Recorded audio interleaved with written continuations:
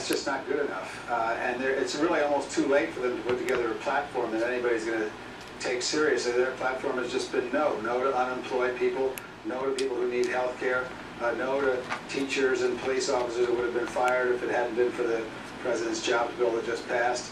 So, you know, they've got a lot of problems, and talking about hats and firing people is probably going to rally the base, but it's probably not going to get the independent voters who've been scared off by the Tea Party. Doesn't it make sense, though, that Republicans should just be talking about Democrats, that Republicans should be trying to keep attention off of any specific policy ideas that they might have, whether it's Paul Ryan's roadmap in the House, which would privatize Social Security, or Sharon Engel's policies running for to replace Harry Reid in the Senate, wanting to do a lot of things that we wouldn't think of as very American things. Doesn't it make sense that they want to make the whole election about Democrats, as if Democrats are the sine qua non of this, the decision that voters have to make? Well, yeah, except there's one problem with that, and that's in the last 2 or 3 weeks, the president has gone out and decided to Harry Trumanize the campaign, which I think is absolutely necessary and brilliant. He's been out there saying, look, this is not a referendum on whether the Democrats have done a good job or not. This is a choice. Do you want to move forward? I thought the business with the car was great. To move a car forward, you put it in D, and to move it backward, you put it in R. I mean, what more could you want? And so this has really become a choice, and if the president continues to do this 3 or 4 times a week, every week until the election, we're going to win this. I was calculating this morning. I think it's possible we might only lose 1 seat, because we are going to lose a bunch of seats for incumbents, but I think we have a chance at picking up 5 seats, including Louisiana, North Carolina, Kentucky, New Hampshire, and whether Kendrick Meek or Charlie Crist wins in Florida, that is a pickup for us. So, you know, it's a loss for the Republicans. So, you know, I think they're in deep trouble, and I don't think that Michael Steele's, at this point, Michael Steele has become sort of an antic person instead of a substance person.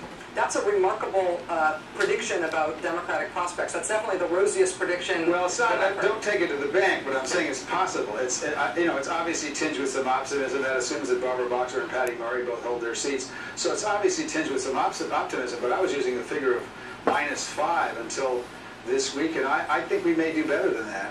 History definitely on the Republican side for the midterms, just in terms of the way the pendulum tends to swing in the first midterm election after a president is elected, is part of the reason that you are feeling more optimistic now, because Republicans' fundraising and their organizational strategy and the primary process, which picked a lot of really very far-right candidates for them, just isn't keeping pace with what they ought to be getting historically? Well, the fundraising of the RNC isn't keeping pace, but then you've got the Crossroads Group, and of course the Citizens United decision was a real blow, allowing corporations to become people and buy their interests and their election strategies in Congress, even more so than they already have. But the fact is, without a message, you can't win. It doesn't matter how much money you have. If all you can do is smear the other side, that's not enough, especially when we've got the president who does deliver a constructive message. Howard Dean, former DNC chairman, former governor of Vermont. Thanks for being here. Really interesting perspective from you on this. Thank you. I really appreciate it. All right, so I have learned much from Fox News anchor Bill O'Reilly. Like, for instance, the difference between ad hominem arguments and ad populum arguments. And I've also learned how to be the object of both kinds of those things at the same time. Later on, my ad veritas rebuttal to Mr. O'Reilly. Please just stay tuned. Hey, the new Taliban Code of Conduct is out.